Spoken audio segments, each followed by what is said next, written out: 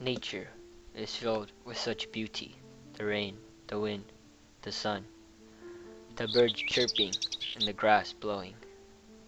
Nature is wild like a 5-year-old child.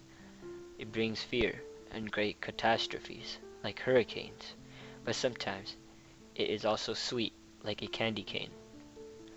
Global warming is affecting everyone, and something has to be done. Polar bears are losing their homes, pandas are going extinct, along with many other animals. Something has to be done. So many problems arise from pollution, which we have to find a solution. The blazing wildfires cause so much destruction and kill our only production. Something has to be done. Plastic production is killing the earth, and soon there will be no place for rebirth. Ocean life is dying when it should really be thriving.